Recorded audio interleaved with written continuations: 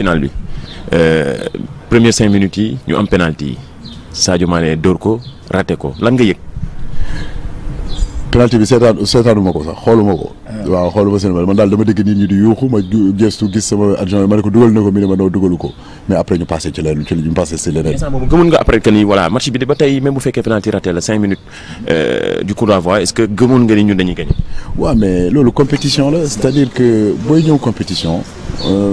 match du da ngay ñëw rek pendant 15 minutes nga régler problème bi wala pendant 20 minutes nga régler problème match 90 minutes la là c'est ay match éliminatoire direct la donc ça veut dire que nan nga koy aborder dafa wuteeg match championnat de France wala match championnat nu mu tudd européen fii équipe nationale lañ nekk équipe nationale match boo perte rek benn polémique mooy am nga comprendre club di nga am temps club moom boo perdee match am nga 38 journées pour te rattraper donc loolu laay wax toujours xale yi attitude bi ngeen am club boo leen ñëwee équipe nationale fii attitude boobu mën a fi nekk waaw parce que fii match bu nekk match bu importance la match bu nekk dafa am enjeu match bu nekk dafa am loo xam ne il faut que ñu wane ko si donc mën naa wax ni que bu ñu commencé match bi nga xam ne ñu am penalty boobu dugaluñu ko mais il restait quand même 87 minutes peut-être même prolongation te final yu mel noonu du caagee ni que da ngay ñëw rek nga régler ko waaw donc da ngay dal nga tey yaa ngi comprendre match bi nga joué ko waaw mais vraiment di delloo njukkal suñu joueurs yi parce que au-delà ci final bi je crois que lu gën a am importance mooy consigne dañ leen jox pour que ñu mën a jouer match bi. consigne boobu Sadio en zone mixte nee nañu coach bi moo choisir woon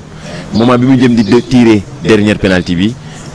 bien sûr yaa ko choisir mais est-ce que boobu gëmoon nga ni voilà bii moom dina nekk bu baax. waaw gëmoon naa ko parce que c'est vrai que depuis un certain temps mën naa wax ni que joueurs yi si seen yëg-yëg ñoom ñooy décider dóor wala bañu dóor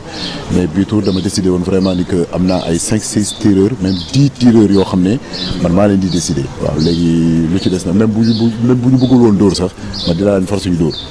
waaw parce que donc loolu laa leen doon expliquer dinaa leen concentré wu leen rek yéen ci dóor bi parce que tamit penalty geste technique la waaw na ngeen concentré wu ci geste technique bi pression bi ngeen bàyyil ma ko waaw parce que bu subaa bu ñu nekkan moo doon di ngeen ne coach bi moo ñu imposé man nañu concentré wu ci loolu rek ci loolu lañ def tamit. nga bëgg xamatoo woon sax foo doon taxaw gis xool public bi xool Sénégal lan moo ñëwoon sa xel moment boobu. waaw mais 2002 waaw penalty bu ma raté woon mu nekk loo xam ne bor boo xam ne la woon dañ ko waroon fay Sénégal. waaw moo nekk xeex boo xam ne xeexu àdduna la waaw sama àdduna yëpp loolu laa doon xeex indi trophée bi Sénégal en tant que joueur yàlla defu ko woon mais tey yàlla wërsëgal nañu ba en tant que entraîneur ñu indi ko mais comme ni ma ko waxee rek Sénégal tey gagné na Coupe d'Afrique askan bi yëpp kontaan nañu ñun si suñu bopp tamit kontaan nañu mais am na ay échéances yoo xam ne yu am importance yoo xam ne ñu ngi ñëw muy éliminatoire coupe du monde bi am yaakaar ni que ñu ngi ci dugg ci bismillaahi rahmaani rahiim génn si alhamdulilah rabbil alamin yàlla may ñu si ndam pour que justement équipe bi mën a continuer ci progression am dem Qatar tamit def fa performance. est-ce que mën nañu wax ni mission accomplie pour yow pour Aliou Cissé. non loolu mënuñ ko wax parce que boo nekkee ci métier bi mënoo wax mission accomplie parce que gagné nga Coupe d'Afrique mais ñu ngi ciy sant yàlla bu baax a baax du loo xam ne war nañ ko xeeb di ko dédier suñu peuple mais comme ni ma leen ko waxee man entraîneur bu jeune laa tamit waaw maa ngi soog a door tey mën naa wax ni que métier bi war naa ci war a mën a toog 30 ans tey bu dee gagné naa Coupe d'Afrique ma am biiru picc ça veut dire que aw ma ambition non lu ñu am ambition bu ñu am mooy que continuer tamit di manager équipe bi di ko yóbbu muy gagné tamit yeneen Coupe d'Afrique di def yeneen performance tamit sur le plan international tamit. wax nga ko sànq Mali 2002 20 ans après contre Cameroun la woon bi ci terre camerounaise nga jëlee trophée bi est-ce que yooyu yëpp yaa ngi ko doon xalaat élément yooyu. waaw mais loolu ay symbole la ay symbole yoo xam ne la waruñu ko négliger sama briefing de match ci loolu laa njëkk ci loolu laa gën a taxaw parce que pression bi bëri woon na trop ci joueurs yi pour wax leen rek ni que événement bi du final parce que bu dee final la rek Sénégal joué na yeneen final voilà événement bi mooy surtout niveau bu ñu war a joué final bi waaw mu nekk final boo xam ne final bu rëy la final bu rëy la lu tax parce que ci Cameroun lañ koy joué Cameroun nga xam ne am na juróomu étoile ay dégg si seen ci maillot bi mais kat nañ ko war a joué tamit muy Égypte nga xam ne juróom-ñaari li mu tudd étoile nañu am donc gagné en terre camerounaise loolu mën naa wax ni que performance la mais gagné tamit équipe bu gën a titré ci Afrique tamit mu nekk performance bu gën a rëy tamit. ñu ngi siy sant yàlla bu baax a baax. voilà loolu moom am na solo nag gis naa ni marqué woon na la trop ci biir compétition bi joueurs yi dañoo gis ni binationaux yi dañoo engagé woon Sénégalais yëpp moom la ñuy waxtaanee lan moo nekkoon discours bi mais surtout pour seen intégration aussi ñi nga xam dañu mujjee ñëw je pense à Pape Gueye nga xamante ne dañuy ñëw rek bokk ci biir groupe bi ci bari ay années derrière dañu amoon jafe-jafe boobu en réalité lan moo nekkoon discours bi ba booy am seen intégration gaaw noonu. non intégration bi mooy que ñoom ay joueurs yoo xam ne lañu vraiment joueurs yu am qualité nañu je crois que lu am importance rek mooy que booy dem jëli joueur nga tegal ko projet waaw mu xam fu mu nekk mu xam lu maillot équipe nationale jar ak lu askanu Sénégal di xaar lu mu tudd ci équipe nationale bi bu dee équipe nationale page de décontraction la pression club yi ñu ñëw équipe nationale ñu ne léegi moom dañu noppaliku def fi une semaine gagné benn match rek xam nga demaat mu tudd bu dee loolu la ça veut dire que engagement bi des na mais man bi ma fi ñëwee ba léegi mën naa wax ni que binationaux yu muy indi yëpp projet bi xam nañ ko mooy que dañu soxla ay résultats waaw te tamit boo leen ñëwee fii da ngeen war a ñëw ngeen considérer seen bopp comme ay véritables sénégalais ngeen xam exactement réew mi lu muy xaar ngeen xam exactement lu askanu Sénégal di xaar ci équipe nationale bi mooy dem ba jeex boobu mooy respecter suñu maillot mooy mouiller le maillot mooy tirer l'équipe vers le haut donc tey am na tamit ay joueurs yoo xam ne ñu ngi koy incarné tey Kalidou Koulibaly juddoo fi yaroo fi te moom mooy capitaine équipe nationale te valeur yan nañuy wër yëpp ci jàmbaar ci professionnalisme ci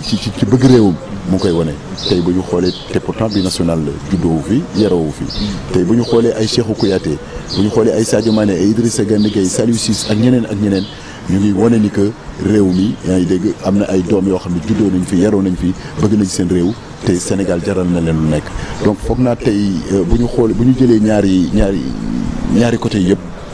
ku nekk xam na lu tax mu ñëw fii ak li may xaar ci ñoom ak lu Sénégal di xaar ci ñoom mais xale yoo xam ne dañu am ambition waaw dañu am ambition ñëwuñu fi pour foo ñëwuñu fi pour caaxaan dañu ñëw pour gagner waaw donc loolu tamit pour boo nekkee entraîneur ci xale yoo xam ne ñoom xam nañ la lañ bëgg day gën a yomb vraiment maa ngi leen di delloo njukkal vraiment équipe bi yëpp parce que tey boo xoolee ay joueurs yu mel ni Moustapha Nam nga xool tey final bi ci ban état la nekkoon te pourtant jéewul benn minute yaa ngi comprendre loolu mooy wane ni que mentalité bi baax na waaw boo xoolee tey Diao Keita Baldé yaa ngi dégg nga xam ne dafa doon joué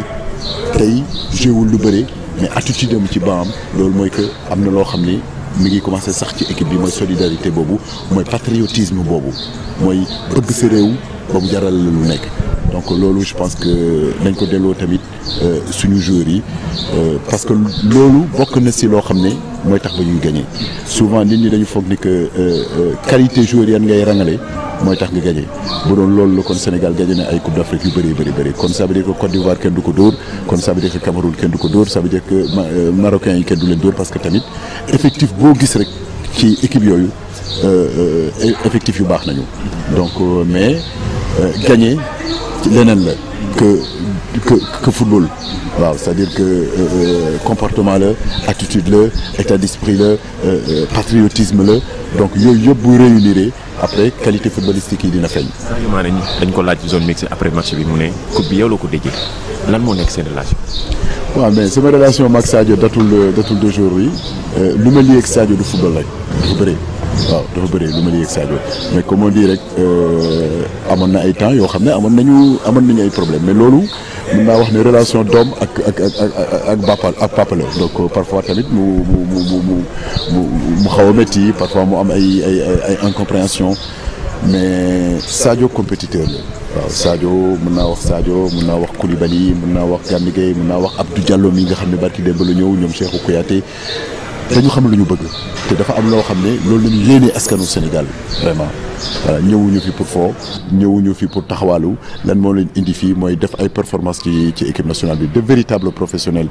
donc que mu dédié ma ko loolu moo xam ne loo xam ne la lu ma neex la mais musuma décevoir Sadio Mané voilà musuma décevoir nit koo xam ne la vraiment chaque fois bu ma ko laajee dara pour mu def ko bu neex ko mu naqari ko dina ko def te tamit équipe bi nu relation bu mu métti sama diggante ak ñoom xale yoo xam ne la depuis ma jël équipe bi ba léegi ils m'ont toujours donné.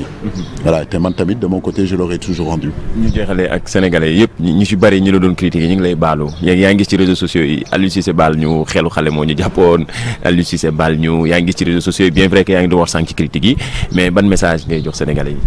man je pense que dañ may jox trop importance quoi man awma importance boobu wax dëgg yàlla Ndiaye. yaa ngi comprendre waaw mais man awma importance man xam nga man joué wu ma. mais bu ñuy critiquer xam nga ni joueurs yi duñu leen critiquer lu ci bari tuuti rek la ñuy wax mais bu pour équipe bi amee problème yaa ma gën a xam loolu. gars yi coach bi la ñuy wax. mais loolu neex na ma xam nga lu tax lu mu neex ma parce que joueurs yi nañ leen bàyyi kenn bu mu leen critiquer waaw joueurs yi pression bi nañ ma ko jox man yaa ngi dégg critiques yi man dinaa ko jël man sama joueurs yi nañ nekk ci jàmm ba nga xam ne bu ñu duggee ci terrain bi lii nga xam ne moom laa leen wax stratégie yenn nañuy teg ñu def seen kétte lay kattan yaa ngi comprendre pour que ñu réussir ko amoon na ay temps am na ay équipe nationale yoo xam ne dañ doon teg pression trop ci joueurs yi ba loolu man balaa ma doon jël équipe bi xam naa ko yaa ngi comprendre donc bi ma ñëwee loolu laa jéem a déjà réglé mooy que joueurs yi nañ leen bàyyi ñu jouer waaw nañ leen bàyyi jouer tey bu dee critiques yi am na ba entraîneur bi man je suis là man tamit je suis là pour ça mais ay affaire baalu ak ay affaires yooyu en fait football la